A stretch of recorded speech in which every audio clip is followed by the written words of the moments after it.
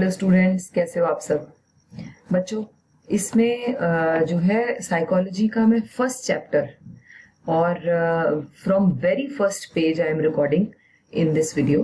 और आप देखोगे कि NCERT is the base book, okay, specially when it comes to psychology. बेटा क्लास 12 में साइकोलॉजी के लिए जो भी नोट्स आपने तैयार करने हैं वो एनसीईआरटी से ही करें, कोई और रेफरेंस बुक से लर्न नहीं करें, क्योंकि जब भी एग्जाम सेट होता है तो बेस बुक जो है, जिसे हम मेन बुक रखते हैं, जो सीबीएसई है पेपर किस में से बनाएगा, एक कॉमन बुक से बनाता है ना बेटा, तो वो रहती है एनसीईआरटी बुक। तो हम भी एनसीईआरटी को ही स्टडी करेंगे। अब एक बात ध्यान रखनी है आपने, एनसीईआरटी बुक को आपने इस तरह से पढ़ना है कि आप एक भी वर्ड, एक भी लाइन मिस ना करें। So it is very essential that you read the whole chapter thoroughly, समझ कर रीड करना। एक होता है जनरल नॉवल की तरह रीडिंग करना, दूसरा होता है रीडिंग करते हुए फिर उसको समझ भी लेना है साथ साथ। क्योंकि एनसीईआरटी पता है क्या करता है, सीबीएसई क्या करता है, सॉरी सीबीएसई जब एग्जाम पेपर सेट करता है ना बेटा, पूरे चैप्टर में से कोई एक लाइन उठा लेगा और उसके ऊपर क्वेश्चन बना देगा।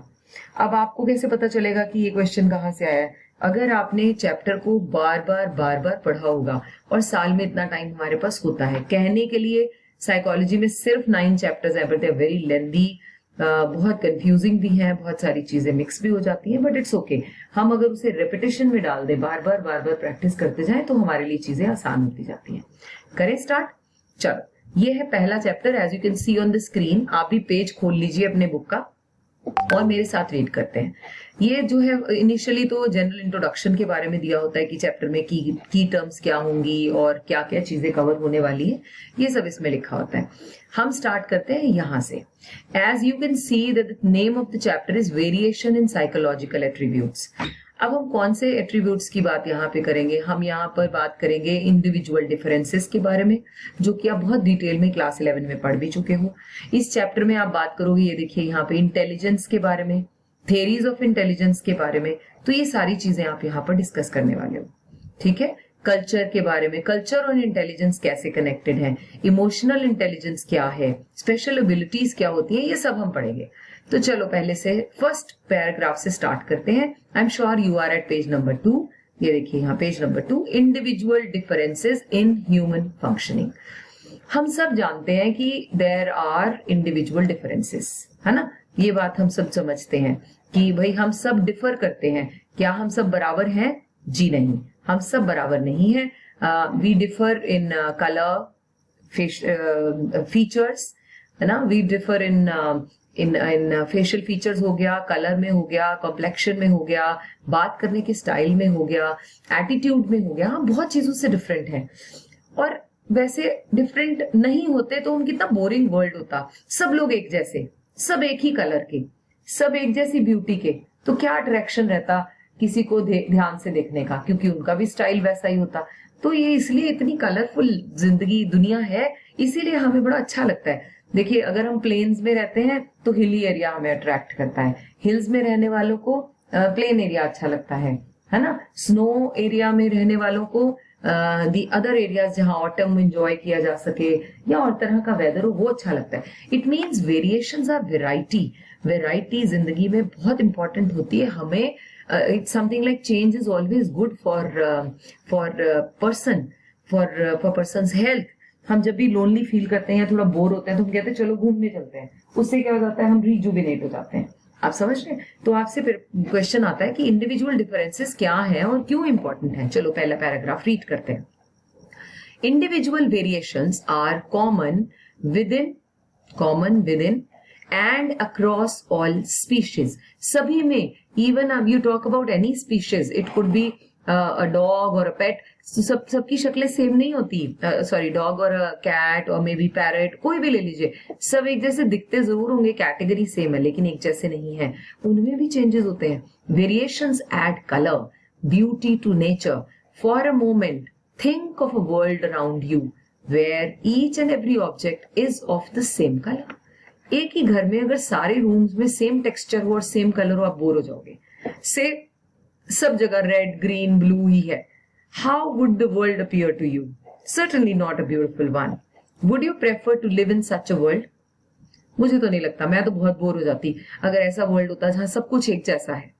इन all likelihood your answer will be no. Like objects, एक जैसा सब चीजें, सारे घर एक जैसे, तो बड़ा बोरिंग सा लगता है. पीपल, एक जैसे लोग. To possesses different combination of traits, right. तो इवन वो कहता कि जो वेरिएशंस है वो बहुत इंपॉर्टेंट है. तो ये देखो ये लाइन आ गई, variability is a fact of nature and individuals are no exceptions to this. Nature में भी वेरिएबिलिटी है और इंडिविजुअल्स में भी. They vary in terms of physical characteristics such as height, weight, strength, hair color, so on. They also vary along psychological dimensions. तो ये याद रखना है. सबसे पहली बात क्या बोली, हम फिजिकल कैरेक्टरिस्टिक्स में डिफर करते हैं. चलो इनको अंडरलाइन करें. Let me just pick up a pen. I'm sure I have a pen. Wait a second. चलो ये देखो, हमने क्या बोला, एक तो हम फिजिकल कैरेक्टरिस्टिक्स में डिफर करते हैं, एक साइकोलॉजिकल डायमेंशंस में भी डिफर करते हैं.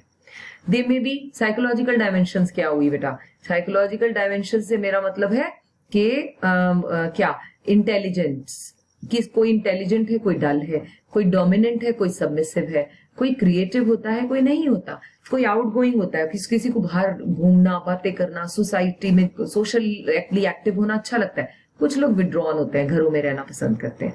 The list of variations can be endless. Different traits can exist in varying degree. अब ये डिग्री से क्या मतलब हुआ, देखिए अगर मैं कहती हूं मैं विड्रॉन टाइप की हूं, तो विड्रॉन का ये भी हो सकता है मुझे कमरे से ही बाहर निकलना नहीं अच्छा लगता, हाईएस्ट डिग्री का हो गया. और मुझे घर से बाहर निकलना नहीं अच्छा लगता, थोड़ा कम हो गया. मुझे शहर से बाहर जाना पसंद नहीं, तो ये और ज्यादा. तो इस तरह से they vary in degree also, right. In this sense each one of us is unique. हम सब अपने आप में डिफरेंट हैं. exemplifies a typical combination of various traits. The question which you may like to pose is how and why people differ. तो ये आ गया जी question. तो आप इसको लिख लीजिए, अंडरलाइन कर लीजिए, ये क्वेश्चन बनता है. इसमें कैसे लोग कैसे डिफर कर सकते हैं, है ना. This is in fact is the subject matter of the study, जिसके अंडर आता है लोग इंडिविजुअल डिफरेंसेस कैरी करते हैं. कैसे, फॉर साइकोलॉजिस्ट. आप जैसे जैसे मैंने अंडरलाइन पीछे किया था वो आप साथ साथ करते जाएं. अब ये आएगा यहां पर meaning of this topic. Okay, meaning MENING लिखा है मैंने शॉर्ट में. For psychologist individual differences refers to distinctiveness, मतलब अलग अलग होना, and variations among people's characteristics. कौन से बेटा, ये यहां लिखे थे आपने कैरेक्टरिस्टिक्स, याद है आपको, psychological dimensions. And behaviour pattern, लोग अलग अलग तरह से बिहेव करते हैं. While many psychologists believe that our behaviors are influenced by, कैसे इन्फ्लुएंस होता है बच्चों, हमारे पर्सनल ट्रेट्स, कुछ हमारे अपने पर्सनल ट्रेट्स भी होते हैं. Some other holds the view that behavior are influenced more by situational factor. So एक फैक्टर हो गया हमारा पर्सनल ट्रेट, दूसरा फैक्टर क्या हुआ बच्चा, सिचुएशनल फैक्टर. एक तो पर्सनल है, पर्सनल मतलब आई मे बी डल और an intelligent, I may be submissive, मैं बात नहीं करती, या मैं बहुत डोमिनेटिंग नेचर की हूं, मैं क्रिएटिव हूं, नहीं हूं, ये सब हो गए. सिचुएशन कैसे होती है, this latter, the second one is known as situationism, which states that situation and circumstances in which one is placed influence one's behavior. यानी हमें जब हमारी ना राइट पहचान पता कब होती है बेटा, जब हम किसी सिचुएशन में होते हैं तब हम कैसा रिएक्ट करते हैं. घर में तो अच्छे फेवरेबल सिचुएशन में तो हर कोई ठीक से बिहेव करता है, लेकिन जब एडवर्सिटी हो या सिचुएशन अच्छी नहीं हो तब हम कैसा बिहेव करते हैं. जैसे लॉकडाउन हुआ, बहुत एडवर्सिटीज थी, तो लॉकडाउन में कुछ बच्चों ने जिद की होगी घर में, अगर वो ईटिंग आउट के बहुत बड़े वो हैं, एडिक्टेड हैं, तो वो तो नहीं एडजस्ट कर पाए होंगे, लेकिन कुछ हैं वो बड़ी इजीली एडजस्ट कर गए, समझ गए. तो आपका बिहेवियर सिचुएशन के हिसाब से बदला कि नहीं, ये आपकी सर्कमस्टांसेस डिफाइन करते हैं. A person who is generally aggressive may behave submissive in the presence of his और हर बॉस.